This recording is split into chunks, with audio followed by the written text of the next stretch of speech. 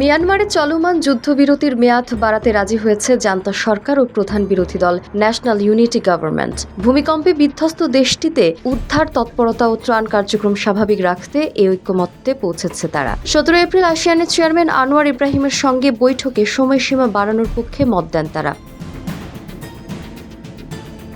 March মাসের বিধ্বংসী ভূমিকম্পের ধকল এখনও কাটিয়ে উঠতে পারেনি যুদ্ধবিধ্বস্ত মিয়ানমার। এ অবস্থায় উদ্ধার ও ত্রাণ তৎপরতা স্বাভাবিক রাখতে আসিয়ানের চেয়ারম্যানের সঙ্গে আলাদা বৈঠকে বসে জান্তা সরকার ও প্রধান বিরোধী দল।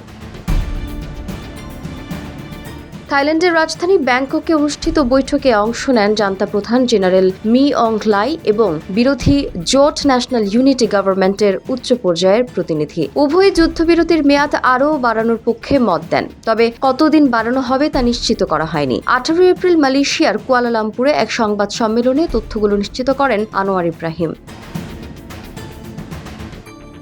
গেল 28 মার্চের শক্তিশালী ভূমিকম্পের পর 2 এপ্রিল 20 দিনের যুদ্ধবিরতি ঘোষণা করে মিয়ানমারের জান্তা সরকার। তবে যুদ্ধবিরতি ঘোষণার পরও বিপর্যস্ত মিয়ানমারের বিভিন্ন অঞ্চলে সশস্ত্র গোষ্ঠীর সঙ্গে জান্তা সেনাদের সংঘর্ষ অব্যাহত আছে বলে আন্তর্জাতিক সংবাদ মাধ্যমের প্রতিবেদনে উঠে এসেছে।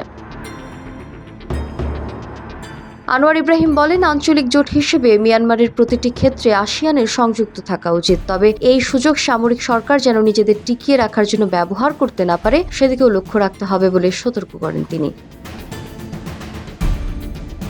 2022 সালের 1 ফেব্রুয়ারি অভ্যুত্থানের মাধ্যমে গণতন্ত্রপন্থী নেত্রী অং সান সু চির এনএলডি সরকারকে উচ্ছেদ করে মিয়ানমারের ক্ষমতা দখলে নেয় সেনাবাহিনী। এরপর থেকেই জান্তা বাহিনীর সঙ্গে বিদ্রোহী গোষ্ঠীর সংঘর্ষ শুরু হয়। উভয়ের পক্ষের সংঘাতে এখন পর্যন্ত অগণিত বেসামরিক নাগরিক প্রাণ হারিয়েছেন।